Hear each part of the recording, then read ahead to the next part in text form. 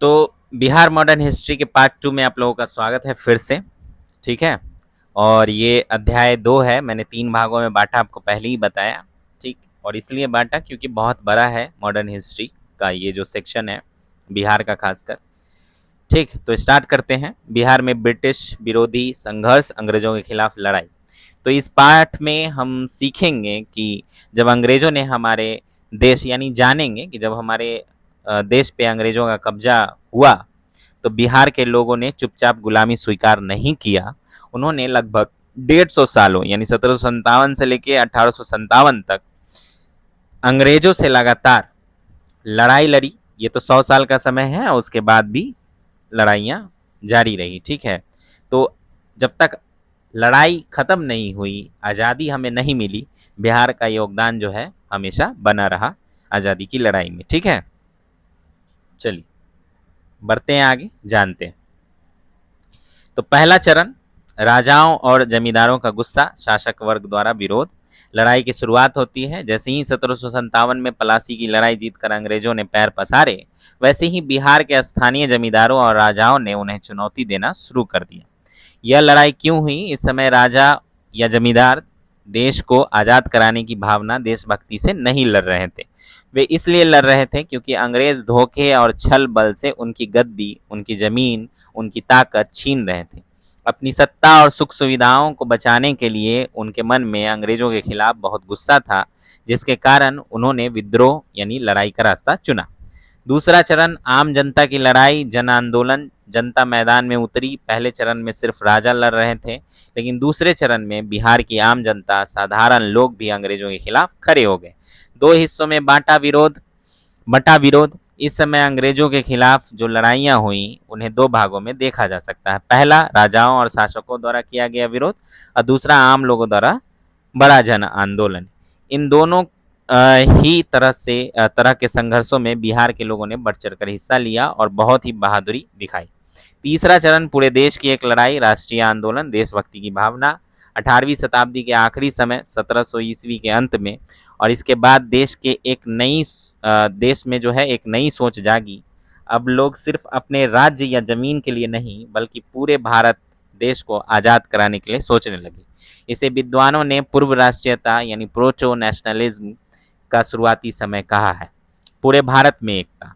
अब यह लड़ाई सिर्फ बिहार के किसी एक कोने की नहीं रह गई थी। इसका मकसद सिर्फ अपने इलाके को बचाना नहीं था, बल्कि एक ऐसी व्यवस्था बनाना था जिससे पूरे देश को अंग्रेजों से मुक्ति मिल सके। इसमें राजाओं, जमींदारों और शहर के पढ़े लिखे मध्यम वर्ग, मिडिल क्लास के लोगों ने मिलकर काम किया। बिहार रहा सबसे आगे। इस पूरे राष्ट्रीय आंदोलन में भी बिहार की भूमिका सबसे आगे और महत्वपूर्ण रही है। महात्मा गांधी जी ने भारत में अपना पहला जो बड़ा प्रयोग बिहार के चंपारण की धरती से ही किया था, चंपारण सत्याग्रह के नाम से जानते हैं। इसके बाद खिलाफत आंदोलन, असहयोग आंदोलन, होम रूल लीग, सविनय अवज्ञा आंदोलन और भारत छोड़ो आंदोलन जैसे हर बड़े आंदोलन में बिहार की जनता लगातार अंग्रेजों से लोहा लेती रही। अंग्रेजों के खिलाफ बिहार में संघर्ष कब तक चला? तो मुख्य रूप से 1757 पलासी की लड़ाई से 1857 की क्रांति तक और उसके बाद आज़ादी मिलने तक लगातार चलता रहा। शुरुआती लड़ाइयाँ किस लिए थी? शुरुआती राजा जमींदार अपनी सत्ता गद्दी को अंग्रेजों से बचाने के लिए लड़ रहे थे। लड़ाई के 3 चरण कौन है? तो पहला राजाओं जमींदारों द्वारा, दूसरा आम जनता द्वारा और तीसरा पूरे देश आज़ाद कराने के लिए राष्ट्रीय आंदोलन। पूर्व राष्ट्रीयता, प्रोटो नेशनलिज्म क्या है? जब लोगों के मन में अपने छोटे से इलाके से ऊपर उठकर पूरे देश के लिए एकता और राष्ट्र की भावना जागने लगे तो इसको क्या कहते हैं? Proto nationalism. बिहार में अंग्रेजों का पहला विरोध, राजाओं और जमींदारों की बगावत। जब अंग्रेजों ने छल कपट से बंगाल पर कब्जा किया तो बिहार के लोगों के मन में अपने राज्य को लेकर एक खास पहचान की भावना जागने लगी, जिसे बिहारियत कहा गया। इसी भावना से आगे चलकर बिहार को एक अलग राज्य बनाने में मदद की। आइए जानते हैं कि अंग्रेजों के आते ही बिहार में सबसे पहले बगावत किसने और कैसे की। ठीक है, तो 1757 से 58 का समय है। जमींदारों का गुस्सा, साल 1757 में जब अंग्रेजों ने प्लासी की लड़ाई जीती तो उन्होंने मीर जाफर को बंगाल का नवाब बना दिया। यह बात बिहार के बड़े जमींदारों को बिल्कुल पसंद नहीं आई और उनके बीच भारी असंतोष, गुस्सा फैल गया। बहादुर जमींदार, बिहार के कई ताकतवर जमींदारों ने मिलकर अंग्रेजों और नए नवाब के खिलाफ बगावत कर दी। इसमें मुख्य रूप से ये लोग शामिल थे: रामनगर के राजा राम नारायण, नरहट के जमींदार कामगार खां, टिकारी के राजा सुंदर सिंह, अब भोजपुर के पहलवान सिंह, सिरिस कुटुंबा के विशुन सिंह, फ्रांसीसी दोस्त की मदद। इन जमींदारों का साथ देने के लिए जीन लॉ नाम का एक फ्रांसीसी सैनिक कमांडर भी अपनी सेना के साथ आया। नवाब की चाल, इस बड़े विरोध को कुचलने के लिए नवाब मीर जाफर और अंग्रेज अफसर लॉर्ड क्लाइव अपनी सेना लेकर बिहार पहुंचे। मीर जाफर ने कुछ सैन्य कदम उठाए और चालाकी से काम किया। बदले में उसने अंग्रेजों को बिहार में शोरे, सॉल्ट पीटर, बम बारूद बनाने में इस्तेमाल होने वाला पदार्थ के व्यापार पर पूरी तरह एकाधिकार मोनोपोली दे दिया। ये सारी घटनाएं साल 1757 से 58 के बीच हुई। राजकुमार अली गौहर के 3 बड़े हमले हम लोगों ने पीछे भी पढ़ा है, इसमें थोड़ा सा रिवीजन हो जाएगा। दिल्ली के मुगल शहजादे अली गौहर, जो बाद में शाह आलम द्वितीय बने, बिहार पर दोबारा कब्जा करने के लिए 3 बार कोशिश की। पहला हमला मार्च 1759 में शहजादे अली गौहर ने बिहार पर चढ़ाई कर दी। फ्रांसीसी कमांडर लॉ ने इस लड़ाई में भी उनका साथ दिया, लेकिन अंग्रेज अफसर लॉर्ड क्लाइव ने बहुत चालाकी दिखाई और अली गौहर को बिना जीते ही वापस लौटने पर मजबूर कर दिया। इसी बीच दिल्ली में मुगल सम्राट आलमगीर द्वितीय की मौत हो गई। तब अली गौहर ने खुद को ही नया मुगल सम्राट घोषित कर दिया और शाह आलम द्वितीय का नाम रख लिया। ताकतवर वजीर, दिल्ली के मंत्री के कड़े विरोध के कारण वो दिल्ली नहीं जा पाए, इसीलिए कुछ समय के लिए बिहार के इलाकों में ही भटकते रहे। दूसरा हमला 1760 ईस्वी। शाह आलम द्वितीय ने साल 1760 में फिर से बिहार पर चढ़ाई की। इस बार भी नरहट के जमींदार कामगार खां ने लगभग 5000 सैनिकों के साथ उनकी मदद की। राजा नारायण ने उन्हें रोकने की कोशिश की, लेकिन वो हार गए और उनकी सेना का भारी नुकसान हुआ। इसके बाद शाह आलम द्वितीय और कामगार खां ने मिलकर पटना पर घेरा डाल दिया, लेकिन ठीक समय पर अंग्रेजों की एक बड़ी सेना लेकर कैप्टन नॉक्स वहां पहुंच गया। उसने शाह आलम द्वितीय को हरा दिया और उन्हें बिहार से वापस लौटने पर मजबूर कर दिया। तीसरा हमला 1761 ईस्वी। शाह आलम द्वितीय हार मानने को तैयार नहीं था। उन्होंने 1761 में तीसरी बार बिहार पर अभियान चलाया। इस बार अंग्रेजों के कमांडर मेजर बॉक्स के नाम से भी जाने जाते हैं, ने समय रहते कार्रवाई की और शाह आलम द्वितीय को हरा दिया। इस बार शाह आलम द्वितीय को बंदी बना लिया गया। अजीब समझौता हारने के बाद शाह आलम द्वितीय ने अंग्रेजों की बात मान ली और अंग्रेजों के संरक्षण यानी सुरक्षा को स्वीकार कर लिया। इसके बाद पटना में स्थित अंग्रेजों की फैक्ट्री गोदाम में ही उनका औपचारिक रूप से राज्य अभिषेक ताजपोशी हुआ। कहानी का अगला मोड़ बक्सर के युद्ध की पृष्ठभूमि। लगातार अशांति। बंगाल के नवाब मीर कासिम भी अंग्रेजों के इस बढ़ते दखल से खुश नहीं थे। वे समझ गए थे कि जब तक अंग्रेज यहाँ हैं तब तक राजाओं की सत्ता सुरक्षित नहीं है। बढ़ता हुआ मतभेद। धीरे धीरे नवाब मीर कासिम और अंग्रेजों के बीच कड़वाहट और मतभेद बहुत ज़्यादा बढ़ गए। नतीजा क्या हुआ? राजाओं और जमींदारों के इसी लगातार विरोध और गुस्से के कारण आखिरकार साल 1764 में बक्सर की ऐतिहासिक लड़ाई हुई, जिसने भारत का इतिहास हमेशा के लिए बदल दिया। तो शोरे के व्यापार का हक किसे मिला? नवाब मीर जाफर ने यह अधिकार अंग्रेजों को दे दिया। बिहार के विद्रोही जमींदारों की मदद किसने की? फ्रांसीसी कमांडर लॉ ने की। शहजादे अली गौहर का नया नाम क्या था? शाह आलम द्वितीय। 1760 में पटना को घेरने में शाह आलम द्वितीय का साथ किसने दिया? तो कामगार खां ने 5000 सैनिकों के साथ। शाह आलम द्वितीय को तीसरी बार किसने हराया और बंदी बनाया? अंग्रेज अफसर मेजर मॉनसन ने 1761 में। कहानी बक्सर के युद्ध की, जब 3 राजा भी अंग्रेजों से हार गए। पिछले भाग में हमने देखा कि बंगाल के नवाब मीर कासिम अंग्रेजों के बीच झगड़ा बढ़ रहा था। ये जानते हैं कि यह झगड़ा युद्ध में कैसे बदला। नवाब मीर कासिम की तैयारी। 1761 ईस्वी। मजबूत किला और सेना। मीर कासिम 1761 में नवाब बने थे। अंग्रेजों की गुलामी से बचने के लिए उन्होंने बिहार के मुंगेर को अपनी राजधानी बनाया। वहां उन्होंने मुंगेर के किले दुर्ग की मरम्मत करवाई और अपनी सेना को नए ढंग से तैयार किया ताकि वह अंग्रेजों का मुकाबला कर सके। झगड़े की असली वजह दस्तक का दुरुपयोग। ईस्ट इंडिया कंपनी के अधिकारी दस्तक एक प्रकार की फ्री पास था, ठीक है, का गलत इस्तेमाल कर रहे थे। वे अपने निजी व्यापार पर टैक्स चुंगी नहीं देते थे, जबकि भारतीय व्यापारियों से जबरदस्ती टैक्स वसूला जाता था। नवाब का बड़ा फैसला।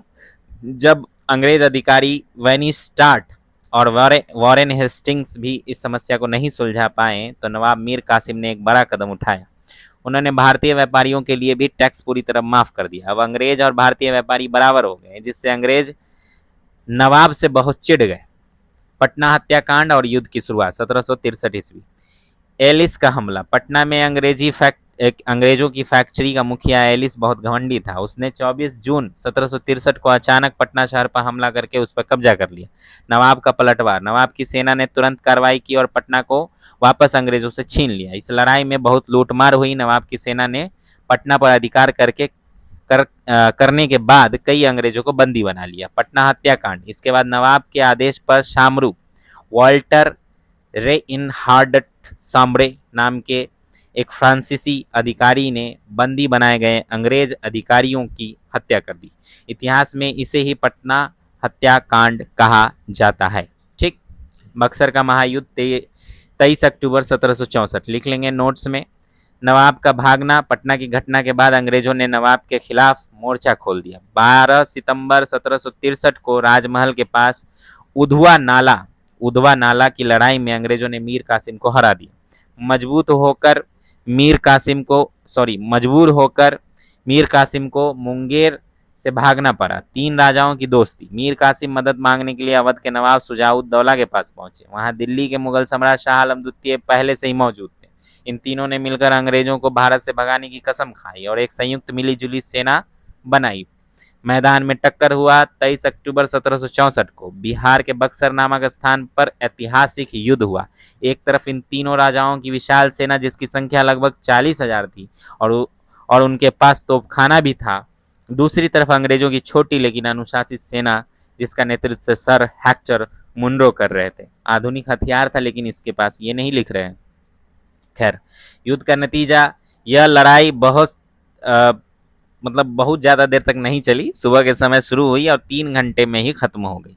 अंग्रेजों की चालाकी और बेहतर हथियारों के सामने तीनों राजाओं की सेना हार गई। इस लड़ाई में भारतीय पक्ष के लगभग 2000 सैनिक मारे गए जबकि अंग्रेजों के केवल 847 सैनिक ही हाथाहाथ घायल और मृत हुए। नतीजा, इस जीत ने अंग्रेजों को पूरे भारत में सबसे शक्तिशाली बना दिया। अब उन्हें टक्कर देने वाला कोई नहीं बचा था सिवाय मराठों के। ये नहीं बोल रहे। नोनिया विद्रोह, नोनिया रिवेलियन। बक्सर के युद्ध के बाद भी बिहार के लोगों ने अंग्रेजों का विरोध जारी रखा और 18वीं शताब्दी के आखिरी समय लगभग 1770 ईस्वी में बिहार में एक नया विद्रोह हुआ जिसे नोनिया विद्रोह कहते हैं। शोरा और नोनिया समाज। बिहार में शोरा सॉल्ट फिटर बारूद बनाने वाला पदार्थ जो है बहुत मिलता था। ठीक है, बहुत उच्च कोटि का मिलता था। नोनिया जाति के लोग इस शोरे को बनाने और इकट्ठा करने का काम करते थे। अंग्रेजों का एकाधिकार। इस समय तक शोरे के व्यापार पर अंग्रेजों की ईस्ट इंडिया कंपनी का पूरी तरह कब्जा एकाधिकार हो चुका था। शोषण और बगावत। अंग्रेज अफसर नोनिया समाज के लोगों को बहुत कम पैसे देते थे और उनका शोषण करते थे। इससे तंग आकर नोनिया जाति के लोगों ने चोरी छिपे दूसरे व्यापारियों के साथ शोरे का कारोबार करना शुरू कर दिया। क्रूर दमन। जब अंग्रेजों को इस बात का पता चला तो उन्होंने नोनिया समाज के लोगों पर बहुत अत्याचार किए और बलपूर्वक लाठी गोली के दम पर इस आंदोलन को पूरी तरह दबा दिया गया। क्विक समरी देखेंगे। मीर कासिम ने अपनी राजधानी कहाँ बनाई? तो मुंगेर में 1761 में। पटना हत्याकांड किसने किया? तो सामरू नाम के फ्रांसीसी अधिकारी ने 1763 में। बक्सर का युद्ध कब हुआ था? 23 अक्टूबर 1764 को। बक्सर के युद्ध में अंग्रेजों का सेनापति कौन था? तो सर हेक्टर मुनरो। नोनिया विद्रोह क्यों हुआ था? शोरे यानी बारूद बनाने वाले पदार्थ के व्यापार में अंग्रेजों द्वारा किए जा रहे शोषण के खिलाफ। बिहार में बगावत की नई लहर, राजाओं का गुस्सा और बहावी आंदोलन। बक्सर के युद्ध के बाद भी बिहार के लोग शांत नहीं बैठे। अंग्रेजों के जुल्म के खिलाफ समय समय पर बड़े विद्रोह होते रहे। आइए इन्हें टुकड़ों में समझते हैं। 1781 का जमींदारों का विद्रोह, चैत सिंह का असर। बनारस से मिली प्रेरणा। साल 1781 में बनारस के राजा चैत सिंह ने अंग्रेजों के खिलाफ लड़ाई छेड़ दी थी। उनकी इस बहादुरी को देखकर बिहार के जमींदार भी अंग्रेजों के खिलाफ खड़े हो गए। बिहार के बागी नेता, पटना और उसके आसपास के कई बड़े जमींदारों ने मिलकर एक साथ उपद्रव विद्रोह शुरू कर दिया। इनमें मुख्य रूप से ये लोग शामिल थे। नरहट के जमींदार कामगार खां के पुत्र इकबाल अली खां, सिरिस कुटुंबा के जमींदार नारायण सिंह, अंग्रेजों का पलटवार। उस समय के बड़े अंग्रेज अफसर यानी कि गवर्नर वॉरेन हेस्टिंग्स ने तुरंत बड़ा कदम उठाया और सेना भेजकर इस विद्रोह को कुचल दिया। अंग्रेजों ने इकबाल अली खां की जमींदारी जब्त कर ली। नारायण सिंह को जेल। साल 1786 में नारायण सिंह को भी उनके पद से हटा दिया गया, अपदस्थ कर दिया गया और ढाका जो अब बांग्लादेश है की जेल में बंद कर दिया गया। वजीर अली का विद्रोह 1798 ईस्वी। साल 1798 में अवध के नवाब वजीर अली ने अंग्रेजों के खिलाफ बगावत का झंडा बुलंद किया। बिहार के टिकारी इलाके के राजा मित्रजीत सिंह ने अंग्रेजों के खिलाफ जाकर वजीर अली का साथ दिया, लेकिन अंग्रेजों ने यहाँ भी अपनी बड़ी सैन्य ताकत यानी फौज का इस्तेमाल किया और इस विद्रोह को दबाकर वापस शांति बहाल की। बहावी आंदोलन 19वीं शताब्दी का महाआंदोलन। 19वीं शताब्दी यानी 1800 ईस्वी के बाद में अंग्रेजों को भारत में सबसे बड़ी संगठित चुनौती बहावी आंदोलन से मिली। यह आंदोलन 1857 की क्रांति के बाद भी लंबे समय तक 1865 तक चलता रहा। आंदोलन की शुरुआत कैसे हुई, तो मुख्य नेता प्रवर्तक कौन था, तो भारत में इस आंदोलन को शुरू करने वाले मुख्य व्यक्ति सैयद अहमद शहीद थे। उनका जन्म 1786 में उत्तर प्रदेश के रायबरेली में हुआ था। पटना आगमन 1821 ईस्वी। साल 1821 में सैयद अहमद पटना आए। पटना के सादिकपुर परिवार के लोगों ने उन्हें अपना आध्यात्मिक गुरु लीडर माना और उनसे दीक्षा बैअत, ठीक है, बैअत ली, दीक्षा ली, ज्ञान लिया। पटना बना मुख्य केंद्र। इसके बाद सादिकपुर परिवार के सदस्यों ने ही बिहार में इस आंदोलन की कमान संभाली। पटना इस पूरे आंदोलन का सबसे बड़ा गढ़ हेडक्वार्टर बन गया। सिखों और अंग्रेजों का मुकाबला। बालाकोट की लड़ाई 1831 ईस्वी। साल 1831 में बालाकोट के मैदान में सिखों के सेनापति शेर सिंह के खिलाफ एक भीषण युद्ध हुआ, जिसमें सैयद अहमद शहीद हो गए। नए कमांडर उनके जाने के बाद उनके उत्तराधिकारियों खलीफाओं ने आंदोलन जारी रखा। उनमें पटना के विलायत अली और इनायत अली सबसे महत्वपूर्ण नेता बनकर उभरे। आंदोलन का असली मकसद क्या था, सुधार से आज़ादी तक। यह आंदोलन शुरू में तो मुस्लिम समाज में सुधार करने के लिए हुआ था, लेकिन जल्द ही इसके नेताओं को समझ आ गया कि जब तक देश में विदेशी अंग्रेज राज रहेगा तब तक कोई सुधार सफल नहीं हो सकता। इसलिए उन्होंने अंग्रेजों को भारत से भगाने का संकल्प लिया। अंग्रेजों के दो मुख्य केंद्र इस आंदोलन को चलाने के लिए दो बड़े सेंटर बनाए गए। पटना बिहार, यहाँ से आंदोलन के लिए धन, पैसा, वॉलंटियर्स, सैनिक इकट्ठा किए जाते थे। सिताना उत्तर पश्चिमी सीमांत, यह आज के पाकिस्तान बॉर्डर के पास इलाका है। यह यहाँ बहावियों ने स्वतंत्र राज्य का गठन किया था और पटना से भेजे गए सैनिक और पैसे इसी सिताना केंद्र तक पहुंचाए जाते थे ताकि अंग्रेजों से युद्ध लड़ा जा सके। फरायजी आंदोलन। इसी समय सीमांत क्षेत्रों, बॉर्डर के इलाकों में बंगाल से प्रेरित होकर एक और आंदोलन चल रहा था जिसे फरायजी आंदोलन कहा जाता है। इस आंदोलन के मुख्य नेता थे हाजी शरीयतुल्लाह। ठीक, यह आंदोलन भी अंग्रेजों की नीतियों के खिलाफ सक्रिय रूप से काम कर रहा था। क्विक समरी देखेंगे तो 1781 में बिहार के जमींदारों को विद्रोह की प्रेरणा कहाँ से मिली, तो बनारस के राजा चैत सिंह से। किस जमींदार को अंग्रेजों ने हटाकर ढाका की जेल में डाल दिया, तो सिरिस कुटुंबा के नारायण सिंह को 1786 में। बहावी आंदोलन के मुख्य गुरु कौन थे, तो सैयद अहमद शहीद। बिहार में बहावी आंदोलन का मुख्य केंद्र कौन सा परिवार और शहर था, तो पटना सादिकपुर परिवार। सैयद अहमद के बाद बहावी आंदोलन को किसने संभाला, तो पटना के विलायत अली और इनायत अली ने। कहानी, बहावी आंदोलन का अंत और जनजातीय विद्रोह की शुरुआत। पिछले भाग में हमने देखा कि पटना और सिताना को केंद्र बनाकर बहावी नेता अंग्रेजों से लड़ रहे थे। अब जानते हैं कि अंग्रेजों ने इस बड़े आंदोलन को कैसे खत्म किया और इसके बाद क्या हुआ। बहावियों की जंग और अंग्रेजों का दमन। अम्बेला अभियान। सिखों और अंग्रेजों से लड़ाई। बहावियों को पंजाब के राजा रंजीत सिंह की सेना और अंग्रेजों दोनों से कई लड़ाइयाँ लड़नी पड़ी। वे अंग्रेजों की सत्ता को पूरी तरह उखाड़ फेंकना चाहते थे। लगातार चुनौतियाँ। साल 1852 से 1853 में बहावियों ने अंग्रेजों को कड़ी टक्कर दी। जब 1857 की देश की सबसे बड़ी क्रांति जन विप्लव चल रही थी, उस समय भी बहावी योद्धा पंजाब से लेकर दिल्ली तक विद्रोहियों की मदद कर रहे थे। अम्बेला अभियान 1863 ईस्वी। साल 1863 में अंग्रेजों ने बहावियों के मुख्य गढ़ सिताना को तबाह करने के लिए एक बड़ा सैन्य हमला किया, जिसे इतिहास में अम्बेला अभियान कहा जाता है। मुखबरी और पटना पर गाज। इस अभियान के दौरान अंग्रेजों को पता चला कि बहावियों को असली ताकत, पैसा और सैनिक तो पटना के केंद्र से मिल रहे हैं। इसके बाद अंग्रेजों ने पटना में बहावी नेताओं पर शिकंजा कस दिया। देशद्रोह का मुकदमा और काले पानी की सजा। अम्बाला और पटना के मुकदमे। साल 1863 में अम्बाला और 1865 में पटना में बहावी नेताओं पर राजद्रोह, देश के खिलाफ युद्ध छेड़ने के मुकदमे चलाए गए। नेताओं को सख्त सजा। बिहार के प्रमुख बहावी नेताओं अहमदुल्ला और अब्दुल रहीम को अंग्रेजों ने काले पानी अंडमान द्वीप की जेल की सजा सुनाकर आजीवन कारावास उम्र कैद में डाल दिया। इसके साथ ही अंग्रेजों ने उनकी सारी धन दौलत जायदाद भी जब्त कर ली, छीन ली। इस तरह बहावी आंदोलन धीमा पड़ गया। बहावी आंदोलन से हमें क्या सीख मिली? आंदोलन का असर। भले ही बहावी आंदोलन पूरी तरह सफल नहीं हुआ, लेकिन उसने देश की आज़ादी की लड़ाई को बहुत कुछ दिया। विदेशी सामान का बहिष्कार। बहावी नेताओं ने ही सबसे पहले भारत में विदेशी शासन के खिलाफ और विदेशी सामानों का बहिष्कार करने का विचार सामने रखा, जिसे बाद में महात्मा गांधी ने भी अपनाया। अहले हदीस समाज को सुधारने के लिए चलाए गए इस आंदोलन के अनुयायियों फॉलोअर्स को आगे चलकर अहले हदीस कहा जाने लगा। पटना का गुप्त षड्यंत्र 1845 से 46। 1857 की क्रांति से भी बहुत पहले साल 1845-46 में जब अंग्रेजों और सिखों का युद्ध चल रहा था, तब पटना में अंग्रेजों के खिलाफ एक गुप्त योजना षड्यंत्र बनाई गई थी।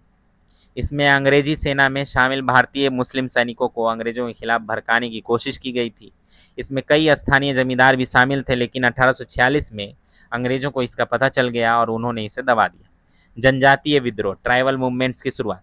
बहावी आंदोलन के कमजोर पड़ने के बाद बिहार के जंगलों और पठारों में रहने वाले आदिवासियों जनजातियों ने अंग्रेजों के खिलाफ मोर्चा खोल दी। यह 19वीं और 20वीं शताब्दी की बहुत बड़ी घटना है। आदिवासियों के गुस्से का कारण, जमीन और जंगलों पर कब्जा। छोटा नागपुर पठार, जो आज झारखंड में है, के इलाकों में रहने वाले आदिवासियों ने कभी किसी की गुलामी स्वीकार नहीं की थी। मुगलों के समय भी वो स्वतंत्र रहते थे और उनका अपना राजा या प्रधान ही उनका शासक होता था। उनका जीवन शांति से चल रहा था। अंग्रेजों का क्रूर कानून। लेकिन जब अंग्रेजों ने अपनी औपनिवेशिक सत्ता राज का विस्तार किया, तो उन्होंने आदिवासियों की पुरानी जल, जंगल और जमीन की व्यवस्था को पूरी तरह बर्बाद कर दिया। बाहरी लोगों का आना। दीकू, जो बाहर से लोग आते थे उसको आदिवासी जो जनजाति थे वो दीकू कहते थे। अंग्रेज अपनी व्यवस्था के साथ जंगलों में बाहरी लोगों जैसे साहूकार, ठेकेदार और जमींदार को ले आए, जिन्हें आदिवासी लोग दीकू कहते थे। ये बाहरी लोग और अंग्रेज मिलकर आदिवासियों का बहुत शोषण करने लगे, उनकी ज़मीनें छीनने लगे और उन पर जुल्म करने लगे।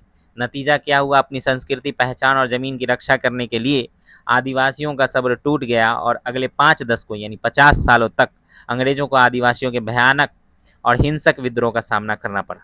क्विक समरी देखेंगे। अंग्रेजों ने बहावियों के सिताना केंद्र को नष्ट करने के लिए कौन सा अभियान चलाया था? तो अम्बेला, ठीक है, 1763 में। बिहार के किन 2 बड़े बहावी नेताओं को काले पानी की सजा हुई? तो अहमदुल्ला और अब्दुल रहीम को 1863 से 1865 के मुकदमे। अगर यहाँ भी 1863 बोल दिया है अम्बेला अभियान तो सही कर लीजिएगा। 1763 बोल दिया है तो 1863, ठीक है, माफ़ी चाहूँगा। बहावी आंदोलन के अनुयायियों को क्या कहा जाता है? तो अहले हदीस। आदिवासी लोग बाहरी और शोषण करने वाले लोगों को क्या कहते थे? दीकू।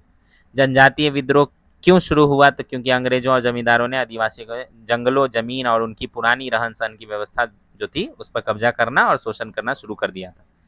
कहानी जनजातीय विद्रोह की, जब आदिवासियों ने उठाए तलवार। पिछले भाग में हमने देखा था कि अंग्रेजों और बाहरी लोगों यानी दीकुओं ने आदिवासियों के जंगलों और ज़मीन पर कब्जा करना शुरू किया, तो आदिवासियों के मन में बहुत गुस्सा भर गया। 19वीं शताब्दी के शुरुआती समय में इसी गुस्से के कारण एक के बाद एक कई विद्रोह, लड़ाइयाँ हुए। आइए इन्हें आसान भाषा में समझते हैं। सबसे पहला विद्रोह संथाल क्षेत्र का विद्रोह 1781 ईस्वी। रानी का साहस। आदिवासियों के विद्रोह की इस पूरी कड़ी में सबसे पहला विरोध साल 1781 में हुआ। यह विरोध संथाल क्षेत्र के सुल्तानाबाद की रानी सर्वेश्वरी ने अंग्रेजों के खिलाफ शुरू किया था। सरदारों का साथ। इस लड़ाई में रानी सर्वेश्वरी का साथ वहां के कुछ स्थानीय सरदारों ने भी दिया। हालांकि उनका यह प्रयास पूरी तरह सफल नहीं हो पाया, लेकिन इसने आगे की बड़ी लड़ाइयों की नींव रखी। संथाल विद्रोह को हम लोग जो है बहुत ही डिटेल में पढ़ेंगे, क्योंकि ये बहुत ही हॉट और फेवरेट टॉपिक है। किसका? बीपीएससी मेंस का। तो दोस्तों आगे बढ़ते हैं इन कहानियों में। पलामू का चेरो विद्रोह, ये होता है 1800 से 1802 के ईस्वी के बीच। देखिए जितने भी विद्रोह यहाँ पे लिखे हैं सबको हम लोग डिटेल में बात करेंगे, ठीक है। तो लड़ाई का कारण था बिहार के पलामू इलाके में चेरो जनजाति लोग रहते थे। वहाँ के राजा की गद्दी के लिए आपस में ही लड़ाई चल रही थी। इसका फायदा उठाकर अंग्रेजों ने जो है दखल देना स्टार्ट कर दिया। इसी बात के खुन्नस में भूषण सिंह जी ने जो है वो विद्रोह कर दिया। कहीं कहीं भूखन सिंह लिखा होगा, आप भूषण सिंह समझ जाइएगा, ठीक है।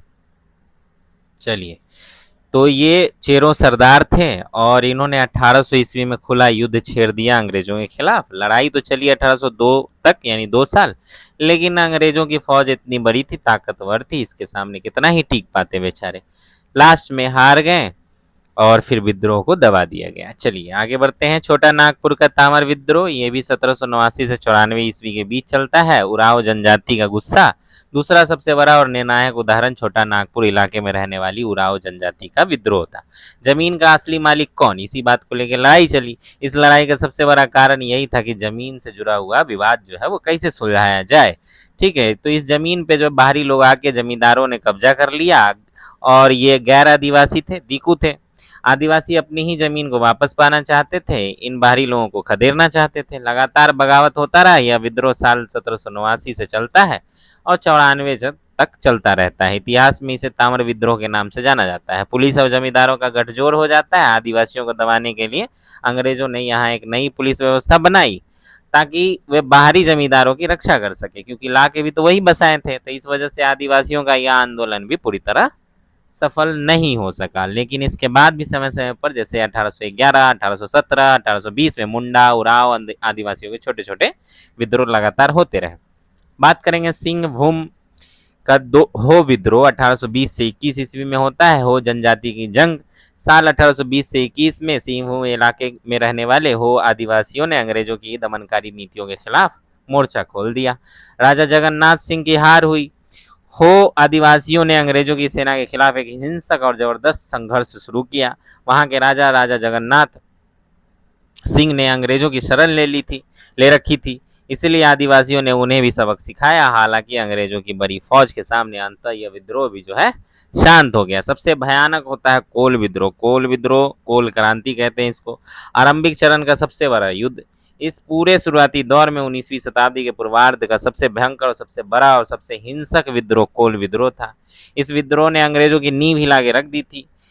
अंग्रेजी सेना को भी भारी नुकसान उठाना पड़ा, तो इसके बारे में डिटेल में बात करेंगे। पहले क्विक समरी देख लेते हैं। 1781 में सबसे पहला विद्रोह होता है। ठीक, किसने शुरू किया था?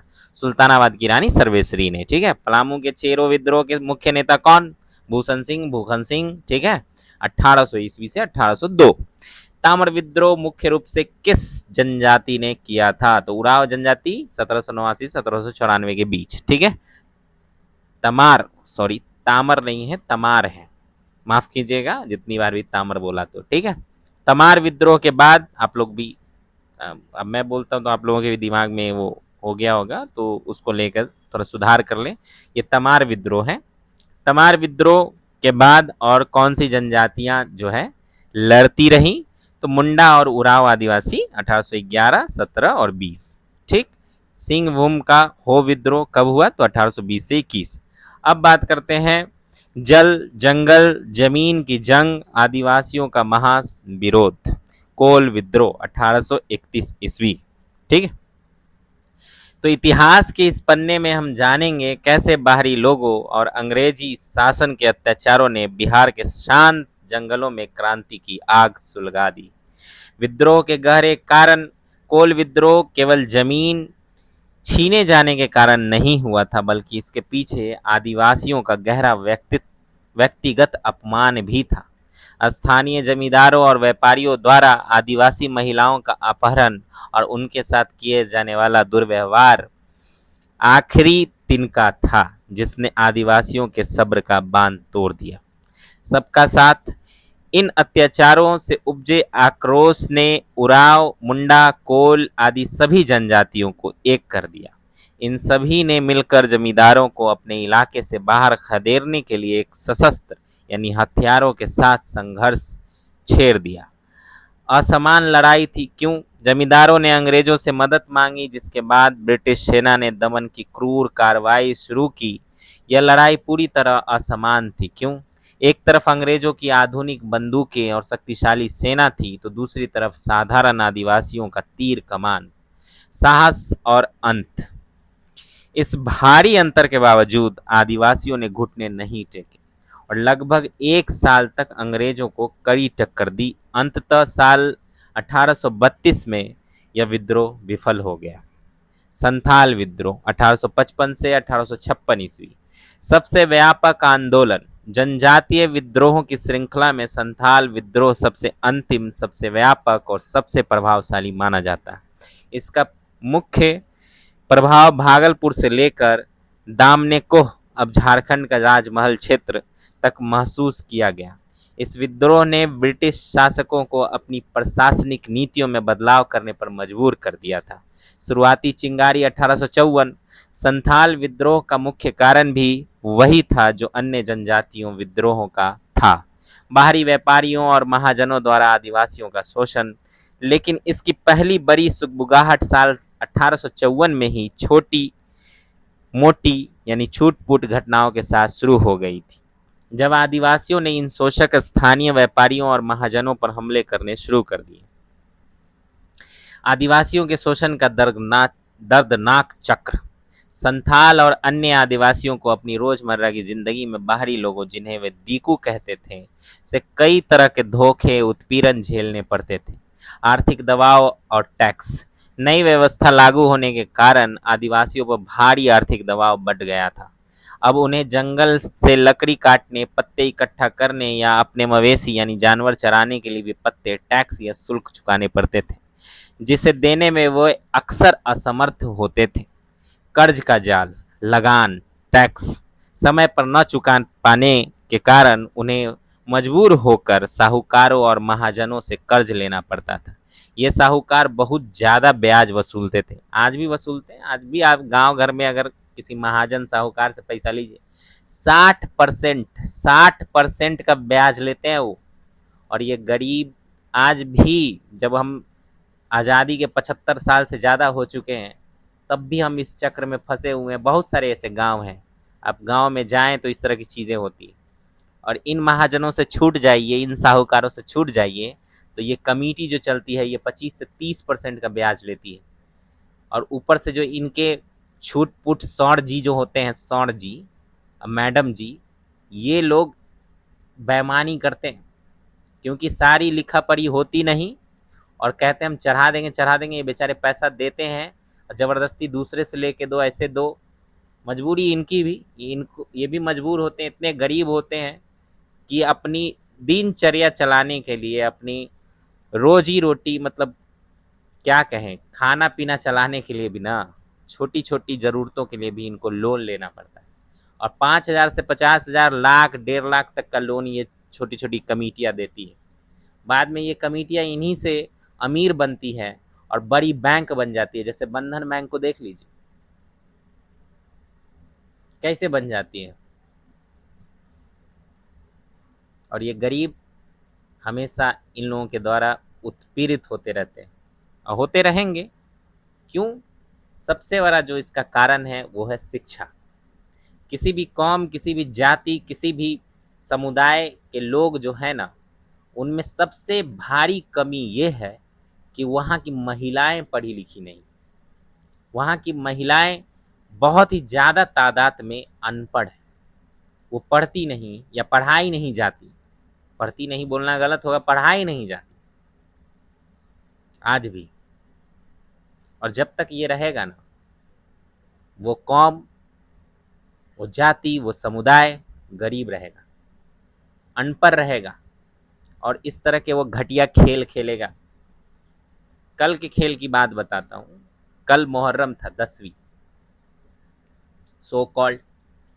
पता नहीं क्यों लोग क्यों मनाते। अरे भाई, अगर गम है तुमको, किसी बात का गम है, मैं मानता हूँ, मुझको गम है कि हसन हुसैन को करबला के मैदान में, पहले तो हसन तो पहले ही मर चुके थे, हुसैन को मार दिया गया या उनके परिवार के साथ गलत हुआ, उस बात का मुझको गम है, तो मैं गम के तरह मनाऊंगा ना। मैं रो लूँगा, मैं तकलीफ उठा लूँगा अपने अंदर, कि मैं धारदार ब्लेड लेके अपने सीने पे निशान लगाऊंगा, वो गम मनाना हो गया? लाठी और तलवार लेके इतनी बड़ी झुंड भीड़ सड़क पे दौड़ जाए यहाँ से वहां, वो गम मनाना हो गया? पूछना चाहता हूं मैं इन जाहिलों से, जाहिल जप्ट। कल के डेट में एक आदमी को चाकू मार के मार दिया गया, समस्तीपुर की बात है ये। मैं नहीं जाता हूं ये सब फालतू के खेल में। मुझको पता कैसे चला? न्यूज़। और ये जाहिलियत देखिए, आपस में लड़ाई करेंगे इस तरह, हाथी मतलब हाथ में लाठी है, खुद को हवलदार समझ रहे हैं, किसी भी बरसा दो, कुछ भी जैसे ही मार दो। मैं देख रहा था वीडियोस, काफी वीडियोस देखे मैंने लड़ाई झगड़े के। मुसरीघाटी वो अखाड़ा है, वो मुसरीघाटी चौक को पूरा उस दिन जाम कर देते हैं, और उसके बाद ये बकवास सा जुलूस चलता है, ये कार्यक्रम, ऊपर नेता बैठे होते हैं। लास्ट सबसे सबसे घटिया बात क्या है देखिए, मैं कह रहा हूं कि आपने ये चीजें बनाई, ठीक है, चलो आप मना रहे हैं, चलो ठीक है, सम्मान मिल रहा है नेताओं को, फलाना आदमी फलाने को सम्मान देंगे। अरे भाई, घंटे का सम्मान, सम्मान उनको दीजिए जो तजिया का बोझ उठा के लेके यहाँ तक दौड़ के आए हैं, जिनके हाथ दर्द कर रहे थे यहाँ तक लेके आने में, अपने अपने घरों से 2-2 किलोमीटर से। उनको सम्मान दीजिए, उनको सम्मान दीजिए जिन्होंने शांति बहाल की, जिन लोगों का शांति बहाल करने में हाथ था, जिन लोग मैनेज करने में लगे हुए थे इन सब चीजों को, उनको सम्मान दीजिए। अगर आप इस तरह का इनिशिएटिव लेते हैं कि उन अखाड़ों को सम्मान देते हैं जो सबसे अच्छा शांतिपूर्ण भाव से आते हैं और जाते हैं, इस तरह का प्रदर्शन करते हैं, उनको आप रिवॉर्ड दीजिए, तो ये फिर क्या होगा? एक कदम होगा शांति की तरफ, होगा कि नहीं? कम से कम उपद्रव नहीं मचेगा, इस तरह का उन्माद नहीं होगा, नशे में कोई दौड़ नहीं रहा होगा रोड पे। तो इस तरह की कमेटी बनानी चाहिए, हर अखाड़े को अपने अपने, और 4-5-10 मेंबर रखने चाहिए जो इन सब बातों पे ध्यान दे और इन सब चीज़ों को मैनेज करे ताकि हिंसा ना हो। लेकिन देखता हूँ ये दौड़ रहे यहाँ से वहाँ, वो गिरा, वो मरा, वो फटा, किसी का, मेरे गांव के एक लड़के का सर फाड़ दिया उसका, मतलब गजब। लेकिन लोग बिना मतलब के उसको मार के ठीक कर दिया। तो मैं तो कहता हूँ कि जाओ ही मत। तो मुझको जो भी सुन रहे हैं अभी, ऐसी फालतू की घटनाओं, ऐसी उन्माद भरी सभाओं और भीड़ में तो बिल्कुल मत जाना। जाहिलों की भीड़ है ये, निहायत जाहिल लोग हैं ये। अब मेरा बस चले तो इन सब चीज़ों पे तो बैन लगा दूँ कि जाहिलियत ना करो। गम है तो फिर मनाओ, गम मनाओ, रो ना भाई, तुमको गम है तो रो। हल्ला हरसात किए हुए, और कोई हसन हुसैन नहीं बोलता है, सारे जाहिल, आप वही समझ जाइए। सब क्या बोलेंगे? हसल हुसैल। अरे हसल हुसैल कौन है भाई? ये लोग कौन है? अब बोलने की क्या जरूरत है? हसन हुसैन क्या जरूरत है बोलने की, मुझको बताइए। तो अगर मुसलमान कौम जाहिल है तो उसका सबसे बड़ा कारण है कि वहां की औरतें जाहिल है। मैं उन औरतों की बात नहीं कर रहा हूं जो आगे बढ़ चुकी हैं, पढ़ रही हैं। जाके गांव में देखिए, आज भी मुसलमान कौम में आपको 70% औरतें जाहिल मिलेंगी, और इनके जो लोग हैं वो उनको पढ़ाना नहीं चाहते। मेरे गांव में ना एक किस्सा सुना, तो एक मेरे गांव में ना इनिशिएटिव चला बड़ा, एकदम आए लोग, अरे सब अपने अपने मतलब की, कि हम जो है ना मदरसा खोलेंगे और थोड़ा सा अंग्रेजी बेस्ड, मतलब अंग्रेजी शिक्षा के आधार पे मदरसा खोलेंगे। ठीक है भाई, तो यहाँ पे लड़कों को पढ़ाया जाएगा, गणित की शिक्षा दी जाएगी, इंग्लिश की शिक्षा शिक्षा दी जाएगी, साइंस की शिक्षा दी जाएगी, ताकि वो दुनिया में कुछ कर सके। मैंने सवाल उठाया कि ठीक है भाई, चलो ठीक है, आप अच्छा इनिशिएटिव लेके आए हैं, एजुकेशन देना चाहिए, बहुत पीछे है हमारी कौम, ठीक है, मुस्लिम कौम, पर ये तो लड़कों के लिए हुआ, लड़कियों के लिए क्या है? क्या आपको लगता है कि सिर्फ लड़कों को एजुकेट करके किसी भी पंथ का, किसी भी समुदाय का डेवलपमेंट हो सकता है, या किसी भी देश का? बिल्कुल नहीं हो सकता। आपकी आधी आबादी जाहिल रह जाए, आप कैसे सोच सकते हैं कि डेवलपमेंट हो जाएगा?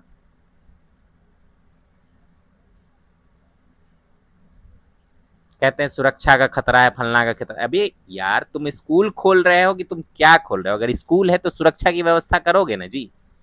हम्म? क्या अंग्रेजी स्कूल में नहीं होती ऐसी व्यवस्थाएं? क्या सरकारी स्कूल में नहीं होती? लड़की और लड़का अलग अलग बैठ के पर एक ही क्लास को नहीं अटेंड कर रहे होते हैं? पर पता नहीं क्या है। चलिए बढ़ते हैं अपनी टॉपिक की ओर। सॉरी थोड़ा सा। तो कर्ज का जाल, लगान, टैक्स समय पर नहीं चुका पाने के कारण जो है मजबूर होकर साहूकारों और महाजनों से कर्ज लेना पड़ता था। ये साहूकार बहुत ज्यादा ब्याज वसूलते थे। बंधुआ मजदूरी और यौन शोषण। कर्ज और ब्याज न चुका पाने की स्थिति में आदिवासियों को महाजनों के यहाँ बिना पैसों के निजी सेवा के लिए काम करने पर मजबूर किया जाता था, बंधुआ मजदूरी।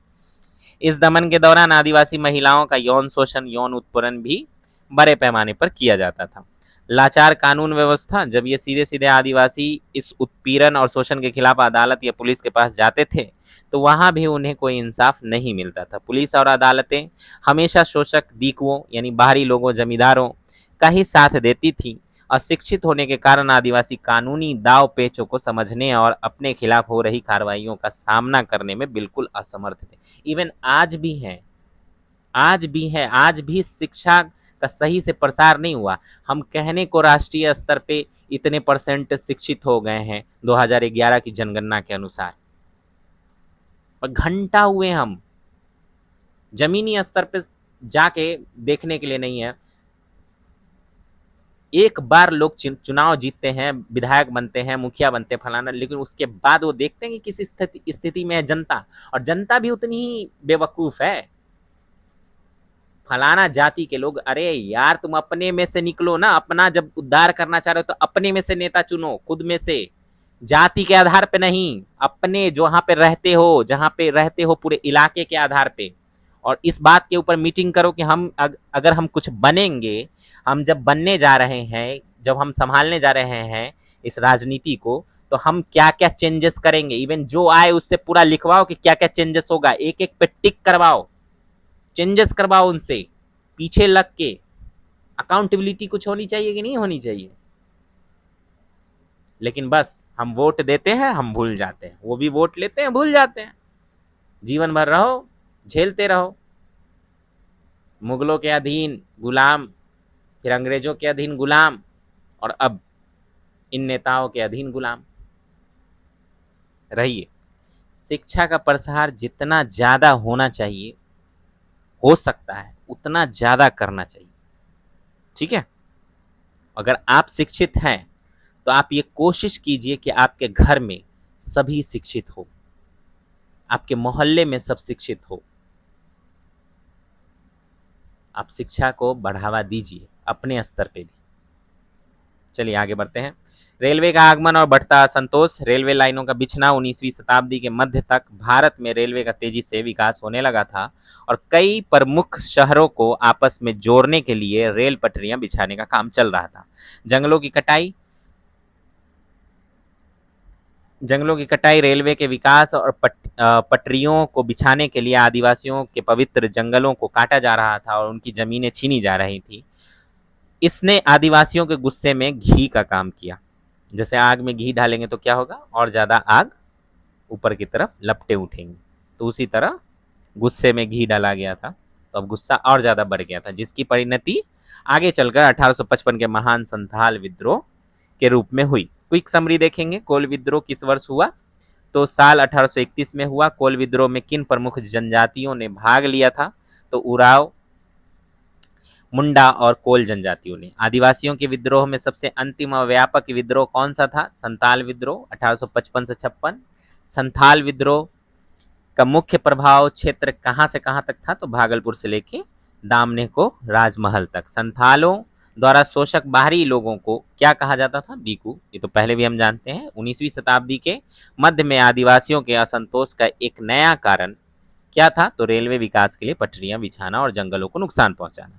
इसी कहानी में आगे बढ़ेंगे। संथालों का महासंग्राम, सिद्धू कानू और मसीहाई नेतृत्व और आतंक का कानून। पिछले भाग में हमने देखा कि आदिवासियों पर महाजनों और शोषकों का जुल्म बढ़ रहा था। तो आइए अब जानते हैं कि रेलवे के आने के बाद यह गुस्सा कैसे एक बड़े जन आंदोलन में बदल गया। रेलवे निर्माण और शोषण की पराकाष्ठा। जंगलों की भारी कटाई। भागलपुर से लेकर वर्धमान के बीच, ठीक है, वर्धमान कहाँ है, बंगाल, वर्धमान के बीच रेल पटरियां बिछाने का काम शुरू हुआ। तो लोहे की पटरियों के नीचे लगाने वाले लकड़ी के स्लीपरों यानी पटरों के लिए बड़े पैमाने पर जंगलों को काटा जाने लगा। रोजी रोटी और आस्था पर चोट। जंगलों की कटाई और अंग्रेजों द्वारा किए जा रहे भूमि अधिग्रहण जमीन कब्जाने के कारण संथालों की आजीविका पूरी तरह प्रभावित हो गई। इसके साथ ही अपनी जमीन से जुड़े उनके गहरे विश्वास और धार्मिक आस्था को भी ठेस पहुंची। जबरन, बेगार और अत्याचार। रेलवे के ठेकेदार और ब्रिटिश अधिकारी संथाल मजदूरों को बहुत कम मजदूरी देते थे और कई जगहों पर उनसे जबरदस्ती बिना पैसे के काम यानी बेगार कराया जाता था।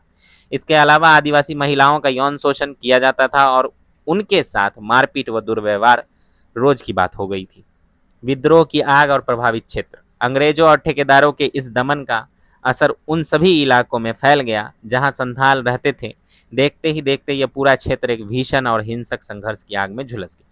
यह विद्रोह मुख्य रूप से इन क्षेत्रों में फैल गया: बीरभूम, सिंहभूम, बांकुरा, हजारीबाग, भागलपुर और मुंगेर। शुरुआत में आदिवासियों ने शोषक साहूकारों, बनियों और अनाज के व्यापारियों, महाजनों पर छोटे मोटे हमले किए, लेकिन जब ब्रिटिश प्रशासन ने इन शोषकों को बचाने के उपाय शुरू किए तो विद्रोहियों का सीधा टकराव अंग्रेजों यानी अंग्रेजी पुलिस और अंततः ब्रिटिश फौज से हो गया। सिद्धू कान्हू का मसीहाई नेतृत्व। इस ऐतिहासिक विद्रोह की सबसे बड़ी विशेषता इसका मसीहाई यानी मैसियानिक या अर्ध धार्मिक स्वरूप था। दो सगे भाई। इस महासंग्राम के मुख्य नेता दो भाई थे, सिद्धू और कान्हू।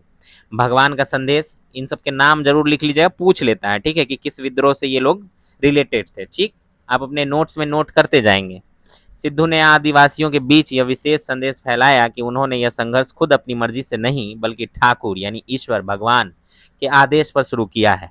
अटूट विश्वास। सिद्धू ने कहा कि इस धर्म युद्ध में भाग लेने वाले सभी लोगों की रक्षा और सहायता स्वयं ठाकुर जी करेंगे। ईश्वर के इस संदेश पर भरोसे ने आदिवासियों के अंदर अद्भुत साहस, समर्पण और आंदोलन के प्रति एक नई शक्ति फूंक दी। ब्रिटिश सरकार का क्रूर दमन और आतंक का कानून। जब गुस्साए आदिवासियों ने अंग्रेजों के खिलाफ हथियार उठाए तो लड़ाई बेहद हिंसक हो गई। विद्रोहियों ने कई स्थानों पर पुरुषों, महिलाओं और बच्चों की हत्या की और जमकर लूटपाट की। इसके जवाब में ब्रिटिश सरकार ने जो दमन चक्र चलाया वह बेहद क्रूर और बर्बर था। नेताओं का खात्मा। विद्रोह के सभी प्रमुख नेताओं को मार डाला गया। कुछ नेता सीधे युद्ध में लड़ते हुए मारे गए तो कुछ को बंदी बनाकर अंग्रेजों ने मौत की सजा दे दी, फांसी पर चढ़ा दिया। बस्तियों को उजाड़ना। संथालों के हंसते खेलते गांवों और बस्तियों को अंग्रेजों ने पूरी तरह उजाड़ कर राख कर दिया। मार्शल लॉ, सैनिक कानून लगा दिया गया। इस पूरे प्रभावित क्षेत्र में ब्रिटिश सरकार ने कुछ समय के लिए सैनिक कानून यानी मार्शल लॉ लागू कर दिया, जो असल में आदिवासियों को डराने के लिए एक तरह का आतंक का कानून था। बदलाव की शुरुआत। संथाल परगना का जन्म। भले ही अंग्रेजों ने बंदूक के दम पर इस आंदोलन को दबा दिया, लेकिन संथालों के इस उग्र रूप ने ब्रिटिश हुकूमत की नींव हिला दी। जनजातीय विद्रोहों के इतिहास में यह आंदोलन एक परिवर्तन बिंदु यानी टर्निंग पॉइंट साबित हुआ। नया प्रशासनिक सुधार हुआ। इसके विशाल रूप को देखकर ब्रिटिश सरकार को समझ आ गया कि आदिवासियों को दबाया नहीं जा सकता, इसीलिए उन्होंने अपनी प्रशासनिक नीतियों को बदला। नया जिला। आदिवासियों के लिए संथाल परगना नाम की एक नई प्रशासनिक इकाई जिले का गठन किया गया। हस्तक्षेप पर रोक। इसके साथ ही कानून बनाकर आदिवासियों के पारंपरिक और सामान्य जीवन में अंग्रेजों व बाहरी लोगों के अनावश्यक दखल को पूरी तरह नियंत्रित सीमित कर दिया गया। क्विक समरी देखेंगे। भागलपुर से वर्धमान के बीच क्या बिछाने के दौरान संथालों का शोषण बढ़ा? रेलवे पटरियां बिछाने के दौरान। संथाल विद्रोह का प्रभाव किन मुख्य क्षेत्रों में था? तो बीरभूम, सिंहभूम, बांकुरा, हजारीबाग, भागलपुर, मुंगेर में। संथाल विद्रोह के दो मुख्य भाइयों नेताओं के नाम क्या थे? तो सिद्धू और कान्हू। सिद्धू ने आदिवासियों को किसका संदेश दिया था? ठाकुर भगवान का संदेश, वे खुद उनकी रक्षा करेंगे।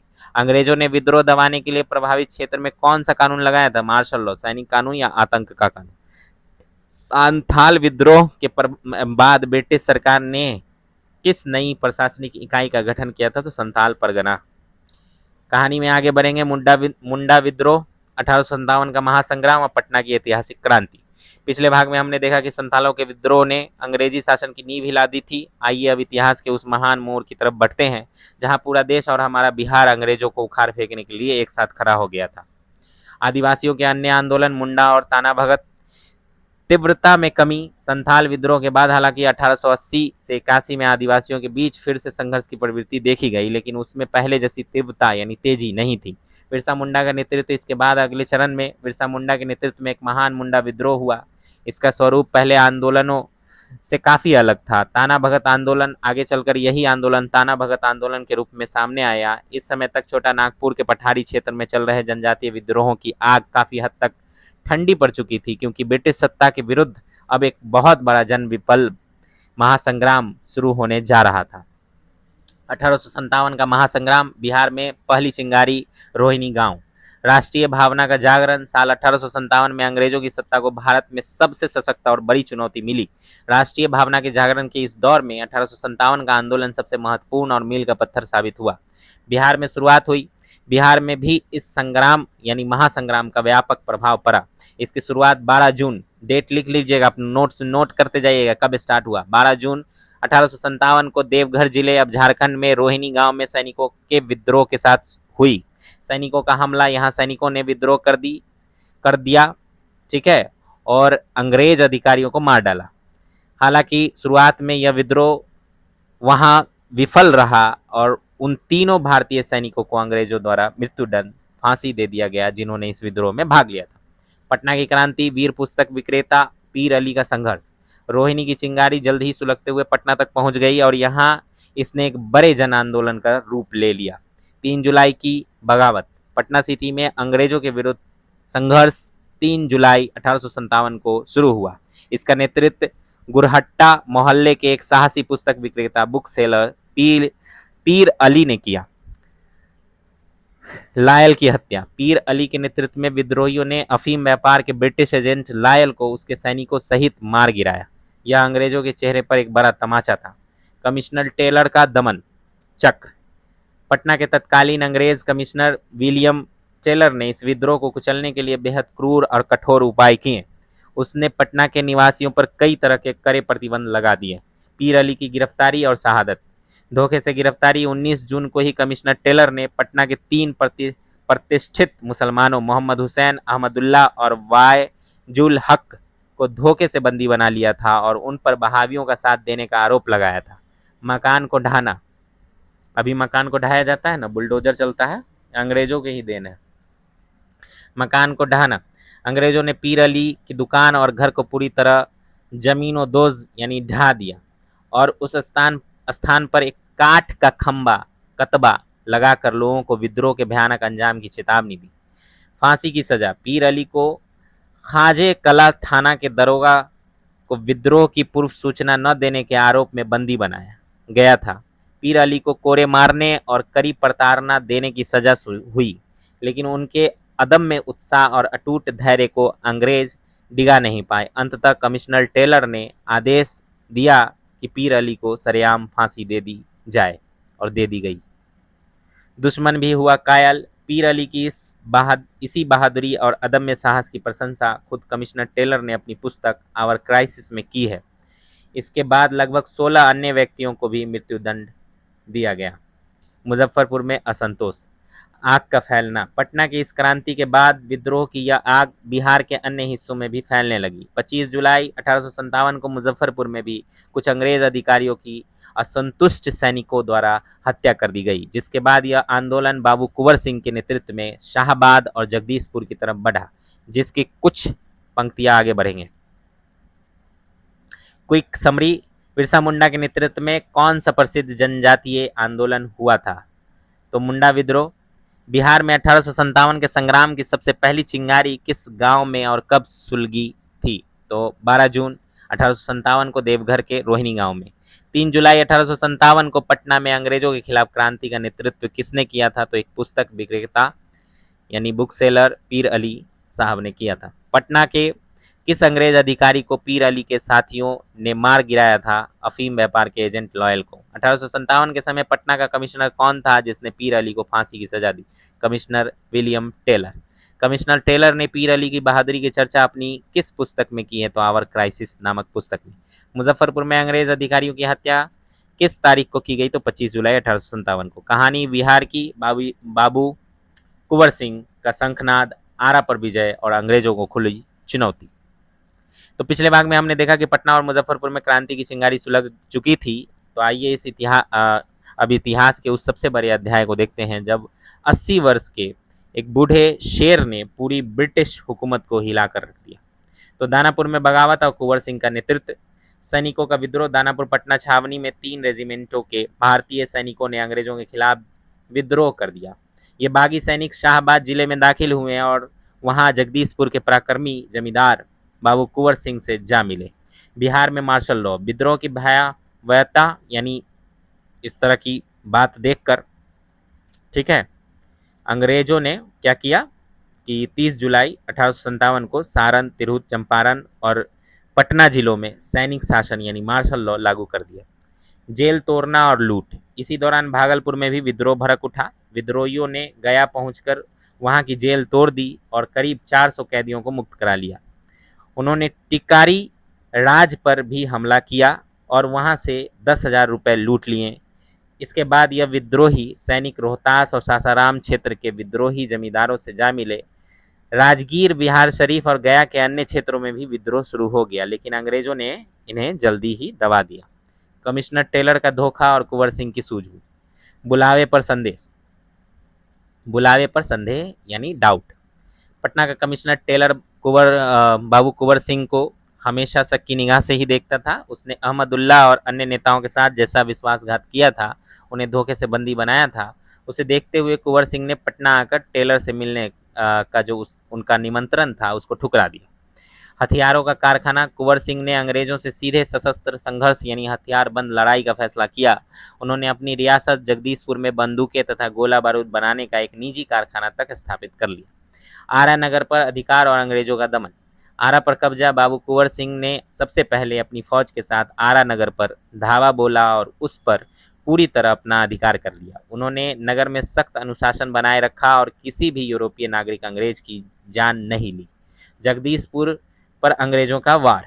आरा को वापस पाने का अंग्रेजों का पहला प्रयास तो बिल्कुल नाकाम रहा, लेकिन दूसरे प्रयास में वे सफल रहे और कुछ भारतीय सैनिकों की शहादत के बाद अंग्रेजों ने कुंवर सिंह के गढ़ जगदीशपुर पर अपना कब्जा जमा लिया।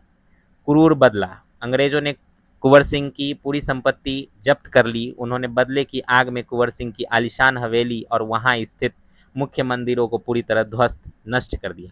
कैमूर की पहाड़ियों में छापामार युद्ध और कुंवर सिंह का देशव्यापी सफर।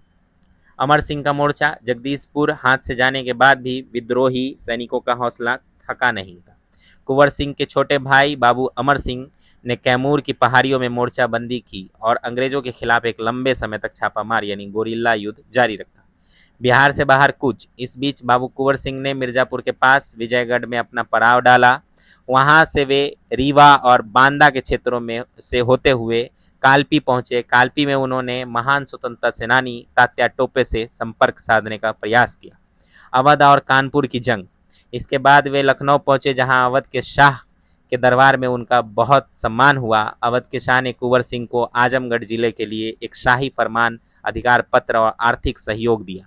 दिसंबर 1857 में कुंवर सिंह ने नाना साहब के साथ मिलकर कानपुर में अंग्रेजों के खिलाफ एक प्रसिद्ध और भीषण युद्ध लड़ा। आजमगढ़ की विजय और लॉर्ड कैनिंग का बढ़ता खौफ। आजमगढ़ पर फतह। कानपुर के बाद बाबू कुंवर सिंह अपनी सेना के साथ आगे बढ़े और उन्होंने आजमगढ़ में अंग्रेजी सैनिकों को करारी शिकस्त देकर वहां विजय प्राप्त की। गवर्नर जनरल की घबराहट। 80 वर्ष के एक भारतीय जमींदार की इन लगातार जीतों ने ब्रिटिश हुकूमत को गहरे खौफ में डाल दिया। भारत के तत्कालीन गवर्नर जनरल लॉर्ड कैनिंग, इस बात को नोट कर लीजिए, 1857 में कौन है गवर्नर जनरल? लॉर्ड कैनिंग ने कुंवर सिंह के खिलाफ कड़ा रुख अपनाते हुए अंग्रेज जनरलों को उन्हें हर हाल में रोकने और उनके विरुद्ध सख्त से सख्त सैनिक कार्रवाई करने का एक कड़ा आदेश जारी कर दिया। इसके बाद अंग्रेजों का सैनिक दबाव कुंवर सिंह की सेना पर बहुत ज्यादा बढ़ने लगा। क्विक समरी देखेंगे। दानापुर के विद्रोही सैनिक बिहार के किस महान जमींदार से जा मिले थे? बाबू कुंवर सिंह से। विद्रोह के दौरान किस शहर की जेल तोड़कर 400 कैदियों को छुड़ाया गया? गया की जेल तोड़। बाबू कुंवर सिंह ने अपनी रियासत में किस चीज का कारखाना खोला? बंदूक और गोला बारूद बनाने का। कुंवर सिंह के छोटे भाई अमर सिंह ने अंग्रेजों के खिलाफ कहाँ मोर्चा संभाला? कैमूर की पहाड़ियों में। कुंवर सिंह ने कालपी में किस महान क्रांतिकारी से संपर्क करने का प्रयास किया? तात्या टोपे। अवध के शाह ने कुंवर सिंह को किस जिले के लिए शाही फरमान दिया और आजमगढ़ जिले के लिए? ठीक है। कुंवर सिंह के बढ़ते प्रभाव को रोकने के लिए किस अंग्रेज गवर्नर जनरल ने कड़े आदेश दिए थे? तो लॉर्ड कैनिंग ने। कहानी आगे बढ़ती है। कुंवर सिंह की अंतिम विजय, कंपनी शासन का अंत और बिरसा मुंडा का उदय। पिछले भाग में हमने देखा कि बाबू कुंवर सिंह ने अंग्रेजों की नाक में दम कर दिया था। आइए अब देखते हैं कि इस महान क्रांति का समापन कैसे हुआ और बिहार में जन आंदोलन का अगला दौर कैसे शुरू हुआ। बाबू कुंवर सिंह की अंतिम जंग और शहादत। कैप्टन ली ग्रांड की हार। बलिया के पास अंग्रेजों से लोहा लेने के बाद बाबू कुंवर सिंह जब विजय पताका फहराते हुए अपने गढ़ जगदीशपुर लौट रहे थे, तब 23 अप्रैल 1858 को कैप्टन ली ग्रांड के नेतृत्व में आई ब्रिटिश सेना ने उनका सामना किया। कुंवर सिंह ने इस युद्ध में ब्रिटिश सेना को बुरी तरह धूल चटा दी। वीरगति। हालांकि इस भीषण लड़ाई के दौरान वे गंभीर रूप से घायल हो गए और इस विजय के ठीक 2 दिन बाद इस महान योद्धा की मृत्यु हो गई। जख्मी हो गए थे, हाथ थोड़ा कट गया था। ठीक है। अमर सिंह ने जारी रखा संघर्ष। कुंवर सिंह के निधन के बाद भी उनके भाई बाबू अमर सिंह ने हार नहीं मानी और संघर्ष का क्रम आगे बढ़ाया। उन्होंने शाहबाद क्षेत्र में अपना नियंत्रण बनाए रखा, लेकिन तमाम कोशिशों के बावजूद सरकारी दावों के विपरीत नवंबर 1858 तक इस क्षेत्र पर अंग्रेजों का पुनः पूर्ण अधिकार स्थापित हो सका। महारानी विक्टोरिया की घोषणा और ब्रिटिश राज की शुरुआत। शाही क्षमादान। नवंबर 1858 में इंग्लैंड की महारानी विक्टोरिया द्वारा एक ऐतिहासिक क्षमादान की घोषणा की गई। इसके तहत इस क्षेत्र में विद्रोहियों को हथियार डालने के बाद क्षमादान के प्रावधान से अलग रखे गए बाबू अमर सिंह सहित 14 प्रमुख बागियों को छोड़कर बाकी सभी को माफ कर दिया गया और उन्हें दंडित नहीं किया गया। कंपनी का शासन का अंत। साल 1859 तक ब्रिटिश सत्ता की पूरी तरह बहाली हो गई और आदिवासियों व विद्रोहियों को शांत किया गया, लेकिन इस महासंग्राम ने भारत से ईस्ट इंडिया कंपनी के शासन का हमेशा के लिए अंत कर दिया। अब भारत का शासन सीधे इंग्लैंड की महारानी और ब्रिटिश सरकार के प्रत्यक्ष डायरेक्ट नियंत्रण में आ गया, जिससे बिहार और पूरे देश में एक नई प्रशासनिक स्थिति का जन्म हुआ। जमींदारों के खिलाफ अदालती जंग। सरदारी लड़ाई। 1857 की क्रांति के बाद बिहार के आदिवासी क्षेत्रों में बदलाव के दूरगामी परिणाम सामने आए और साल 1860 में जनजातीय संघर्ष का एक अगला चरण शुरू हुआ। अदालत का रास्ता। मुंडा और उराव किसानों ने जमींदारों के अत्याचारों और पुलिस के उत्पीड़न का विरोध करने के लिए इस बार हथियारों की जगह कानूनी लड़ाई का रास्ता अपनाया। इसे सरदारी लड़ाई के रूप में भी जाना जाता है। कानूनी नासमझी और असफलता। इन सीधे साधे आदिवासियों ने सरकार को प्रार्थना पत्र दिए, कोर्ट से न्याय की गुहार लगाई, मगर ब्रिटिश सरकार की उदासीनता और कानूनी दांव पेचों की अज्ञानता यानी अशिक्षा के कारण वे अदालत में सही ढंग से पैरवी नहीं कर पाए और यह प्रयास पूरी तरह असफल रहा। देखिए, मैं कहूँगा कि आप लोग जो भी आम नागरिक हैं, हम आप सब कानून की जानकारी जरूर रखिए। ठीक है। और खासकर ये अंग्रेजों के टाइम जो कानून थे उसकी जानकारी तो जरूर रखिए, क्योंकि अभी भी ये कानून हमारे देश में लागू होता है। जानते हैं आप? जानिए। और किसी भी तरह के उपद्रव या किसी भी तरह के फालतू की चीज़ों में मत पड़िए, किसी भी तरह के पुलिस की एक्टिविटी में मत पड़िए। ठीक है, दूर रहिए इन सब चीज़ों से। खेरवार आंदोलन। इसी असफलता की प्रतिक्रिया के रूप में आगे चलकर भागीरथ मांझी के नेतृत्व में खेरवार आंदोलन चलाया गया, लेकिन इसका भी आदिवासियों पर कोई विशेष प्रभाव नहीं पड़ा। जनजातीय असंतोष और बिरसा मुंडा आंदोलन की भूमिका। असंतोष की नई लहर। जब कानूनी रास्ते बंद हो गए तो आदिवासियों का गुस्सा फिर से सुलगने लगा। साल 1895 से 1901 के बीच मुंडा विद्रोह हुआ, जो जनजातीय विद्रोह में सबसे संगठित और विस्तृत विद्रोह माना जाता है। इससे पहले के कोल और संथाल विद्रोहों को तो अंग्रेजों ने कुचल दिया था, लेकिन आदिवासियों के दिलों से असंतोष खत्म नहीं हुआ था। दमन की कार्रवाई। साल 1881 से 1895 के बीच रांची और सिंहभूम के इलाकों में कई बार किसानों के उपद्रव हुए। सरकार ने अपनी सैन्य शक्ति के बल पर इन आंदोलन को हमेशा की तरह दबा तो दिया, लेकिन जमींदारी और जमीनी हालात पहले जैसे ही तनावपूर्ण बने रहे। नए विचारों का प्रभाव। इसी दौर में जनजातीय क्षेत्रों में ईसाई धर्म प्रचारकों मिशनरीज के माध्यम से नए विचार, आधुनिक शिक्षा और नए आदर्श फैल रहे थे। इन सभी परिस्थितियों, पुराने शोषण और नए विचारों के मिला जुला परिणाम के रूप में बिरसा मुंडा का आंदोलन सामने आया। धरती आबा भगवान बिरसा मुंडा की शुरुआत। सुधारवादी आंदोलन। बिरसा मुंडा का यह ऐतिहासिक आंदोलन शुरुआत में एक सुधारवादी प्रयास के रूप में शुरू हुआ था। जन्म और परिचय। महान क्रांतिकारी बिरसा मुंडा का जन्म 1875 में रांची के तमार थाना के अंतर्गत चालकंद गांव में हुआ था। उन्होंने आदिवासियों को जागरूक करने, उनके खोए हुए अधिकारों को वापस दिलाने और समाज को कुरीतियों से मुक्त कराने के लिए एक ऐसी अलख जलाई कि आदिवासी उन्हें प्यार से धरती आबा, जगत पिता और भगवान मानने लगे। बाकी की सुंदर कहानी अगले पेज पे है, तो आइए पहले क्विक समरी देख लेते हैं। बाबू कुंवर सिंह ने अपनी अंतिम लड़ाई 23 अप्रैल 1858 को किस ब्रिटिश कैप्टन को हराया था? कैप्टन ली ग्रांट को। बाबू कुंवर सिंह के निधन के बाद शाहबाद में संघर्ष का नेतृत्व किसने संभाला? तो उनके छोटे भाई बाबू अमर सिंह ने। 1857 की क्रांति के बाद भारत से किस शासन का अंत हो गया? तो ईस्ट इंडिया कंपनी का शासन का अंत हो गया। 1807 में मुंडा और उराव किसानों ने जमींदारों के खिलाफ कौन सी लड़ाई लड़ी? अदालती जंग लड़ी थी, सरदारी लड़ाई जिसको कहते हैं। जनजातीय इतिहास का सबसे संगठित और विस्तृत मुंडा विद्रोह किस काल में हुआ था? तो 1895 से 1901 के बीच। भगवान बिरसा मुंडा का जन्म किस वर्ष और कहाँ हुआ था? तो 1875 में रांची के चालकंद गांव में। ठीक है। कहानी बिहार बिरसा मुंडा के उलगुलान बिरसा मुंडा का उलगुलान, जेल में शहादत और ताना भगत आंदोलन का शंखनाद। पिछले भाग में हमने देखा कि बिरसा मुंडा का जन्म 1875 में हुआ था और उन्होंने एक सुधारवादी प्रयास शुरू किया था। आइए देखते हैं कि कैसे उनका यह प्रयास एक महान क्रांतिकारी यानी क्रांति उल गुलान में बदल गया। तो बिरसा मुंडा के सामाजिक और धार्मिक उपदेश, शिक्षा और नए विचार। बिरसा मुंडा ने अंग्रेजी की शिक्षा प्राप्त की थी और उन्हें ईसाई धर्म के सिद्धांतों की भी अच्छी जानकारी थी। उस समय आदिवासी समाज में सामाजिक जीवन को लेकर चिंता का माहौल था और कई मौलिक बदलाव आ रहे थे। आदर्श समाज की कल्पना। बिरसा मुंडा इन बदलावों से प्रेरित थे और उन्होंने समाज की शुद्धता, आत्म सुधार और एकेश्वरवाद, एक ही ईश्वर को मानना का उपदेश दिया। उन्होंने आदिवासियों से कहा कि वे अनेक देवताओं बोंगा को छोड़कर केवल एक ईश्वर यानी सिंह बोंगा की आराधना करें। शोषण मुक्त समाज का संकल्प। उन्होंने अपने अनुयायियों को बताया कि सिंह बोंगा की दया से समाज में फिर से एक आदर्श व्यवस्था वापस आएगी, जहां आदिवासियों का शोषण और उत्पीड़न पूरी तरह समाप्त हो जाएगा। उन्होंने ब्रिटिश सत्ता के अस्तित्व को स्वीकार करने से साफ मना कर दिया और अपने अनुयायियों को सरकार को लगान टैक्स न देने का कड़ा आदेश। बात करते हैं आंदोलन का विस्तार और पहली गिरफ्तारी 1895 ईस्वी। बढ़ती लोकप्रियता। बिरसा मुंडा के इन क्रांतिकारी उपदेशों से अनेक लोग प्रभावित हुए और देखते ही देखते इस आंदोलन का व्यापक प्रसार हो गया। अचानक गिरफ्तारी। आंदोलन की इस तेजी से बढ़ती लोकप्रियता ने ब्रिटिश सरकार को गहरी चिंता में डाल दिया। सरकार ने सख्त कदम उठाए और उठाते हुए 24 अगस्त 1895 को बिरसा मुंडा को अचानक गिरफ्तार कर लिया गया, जेल की सजा। नवंबर 1895 में बिरसा और उनके अनेक साथियों पर मुकदमा चलाकर उन्हें कैद की सजा सुना दी गई। इसके कारण कुछ समय के लिए आंदोलन का प्रभाव थोड़ा कम हो गया। जेल से रिहाई और महासंग्राम 1898 से 1900 ईस्वी।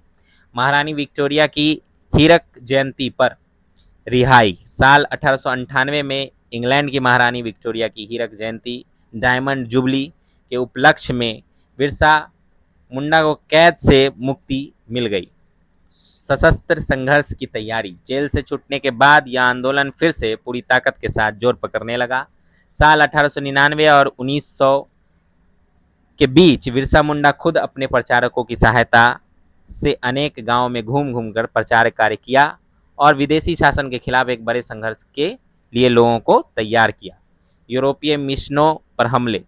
बिरसा के अनुयायियों ने यूरोपीय मिशनों यानी मिशंस पर छापे मारे और रांची, खूंटी, तमार जैसी जगहों पर आदिवासियों और ब्रिटिश पुलिस के बीच भीषण हिंसक झड़पें हुई।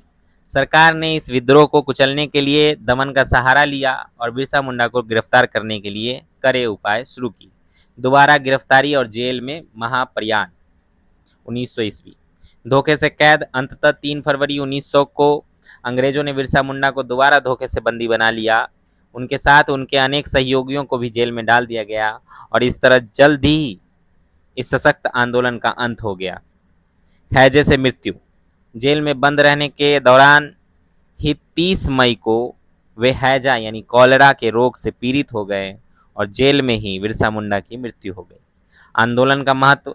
भले ही बिरसा मुंडा का आंदोलन सैन्य रूप से विफल रहा, लेकिन यह आदिवासियों के सामाजिक शोषण, आर्थिक विषमता और विदेशी सत्ता के क्रूर परिवर्तनों के खिलाफ उपजी एक स्वाभाविक और बेहद शक्तिशाली प्रतिक्रिया थी, जो आने वाले कई वर्षों तक लोगों के लिए प्रेरणा बनी रही। ताना भगत आंदोलन की शुरुआत 1913 से 1914 ईस्वी। बिरसा मुंडा के आंदोलन की आग शांत होने के बाद बिहार के आदिवासी क्षेत्रों में राष्ट्रीय स्तर की घटनाओं से प्रेरित होकर एक और महत्वपूर्ण आंदोलन शुरू हुआ। स्थानीय आंदोलन यह स्थानीय आंदोलन था जो जनजातियों के द्वारा ही संचालित और आगे बढ़ाया गया था।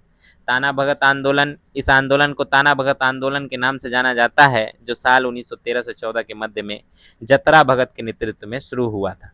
पुराने विद्रोहों से अलग स्वरूप इस नए आंदोलन पर उराव, मुंडा, संथाल जैसी जनजातियों के पुराने विद्रोहों का व्यापक प्रभाव तो था, लेकिन इसका स्वरूप पहले के हिंसक विद्रोहों से काफ़ी अलग था।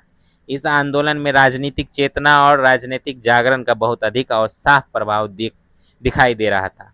क्विक समरी देखेंगे, बिरसा मुंडा ने अनेक देवताओं को छोड़कर किस एकमात्र ईश्वर की पूजा करने का उपदेश दिया था? सिंगबोंगा। बिरसा मुंडा को पहली बार किस तारीख को गिरफ्तार किया गया था? तो 24 अगस्त 1895 को। अंग्रेजों ने बिरसा मुंडा को 1898 में किस अवसर पर जेल से रिहा किया था? तो महारानी विक्टोरिया की गोल्डन जुबली के उपलक्ष्य में।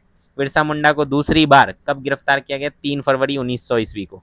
जेल में किस बीमारी के कारण बिरसा मुंडा की मृत्यु हो गई? तो 30 मई को हुई थी और हैजा के कारण हो गई थी।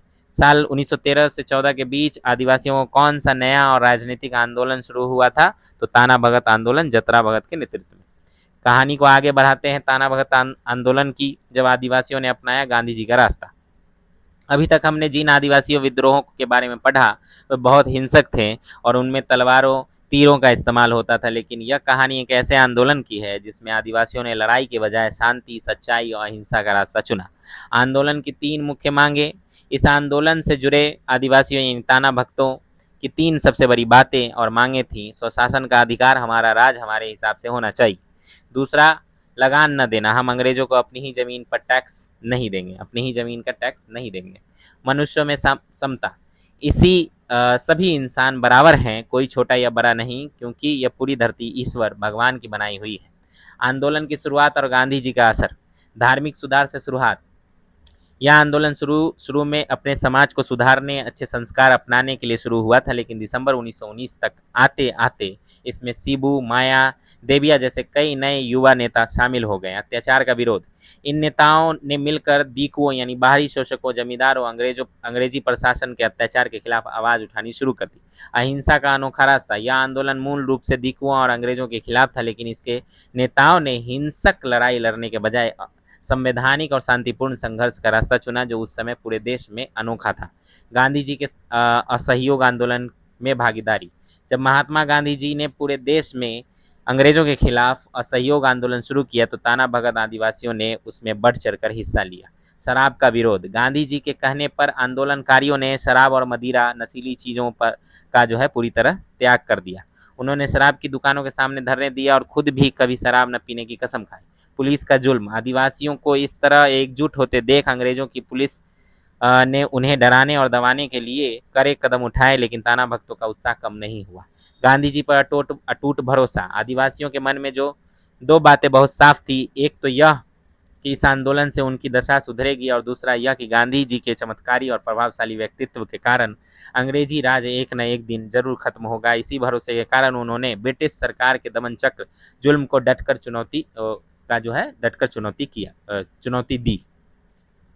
चुनौती का सामना किया। ठीक है। जंगल के अधिकारों के लिए लड़ाई। गांधी जी के आंदोलन के साथ साथ इन आदिवासियों की कुछ अपनी स्थानीय मांगें भी थी जो बहुत पुरानी थी। डीकुओं से मुक्ति, बाहरी शोषकों, दीकू, स्थानीय जमींदारों से आज़ादी, जंगल की चीज़ों पर हक। आदिवासियों की मांग थी कि वन सामग्री यानी जंगल की लकड़ी, फल, पत्तों को इकट्ठा करने पर जो जमींदार जबरदस्ती टैक्स कर वसूलते हैं उन्हें तुरंत बंद किया जाए।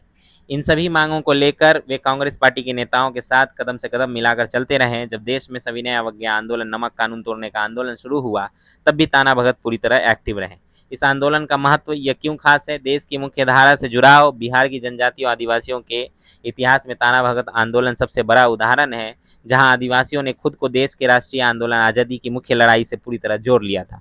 अनुशासन की मिसाल। यह आंदोलन हमें सिखाता है कि बिना लाठी तलवार उठाए भी सिर्फ अनुशासन, आत्म संयम और अपनी आंतरिक शक्ति के दम पर बहुत बड़ी ताकत से लड़ा जा सकता है। इतिहास में यह आदिवासियों के आत्मबल का एक बहुत ही शानदार यानी ज्वलंत उदाहरण है। क्विक समरी देखेंगे, ताना भगत आंदोलन की मुख्य सोच क्या थी? इसी सभी इंसान बराबर है और ये ज़मीन जो है भगवान की है, इसलिए अंग्रेज़ों को टैक्स नहीं देना है। इस आंदोलन के प्रमुख नेता कौन थे? तो शिबू, माया और देबिया 1919 के समय। इस आंदोलन की सबसे खास बात क्या थी? इन्होंने हिंसक लड़ाई के बजाय गांधी जी की तरह शांति और अहिंसा का रास्ता चुना। गांधी जी के कहने पर आदिवासियों ने क्या छोड़ दिया? शराब और नशीली चीज़ों का सेवन पूरी तरह छोड़ दिया। ताना भक्तों ने किस चीज़ पर टैक्स का विरोध किया? ज़मीन के लगान का और जंगल की सामग्री यानी लकड़ी, फल पर जो वसूले जाते थे टैक्स, उसका विरोध किया। ठीक है, तो ये था हमारा पार्ट अध्याय 2 मॉडर्न हिस्ट्री का। ठीक है, अध्याय 3 की हम अगले वीडियो में बात करेंगे, बहुत लंबा है। पेशेंस बनाए रहिए, पानी उनी पी के बैठिएगा। और हाँ, एक कॉपी जरूर ले लीजिएगा, कलम जरूर ले लीजिएगा, ताकि आप नोट करते रहें इंपॉर्टेंट चीज़। ठीक है, मिलते हैं।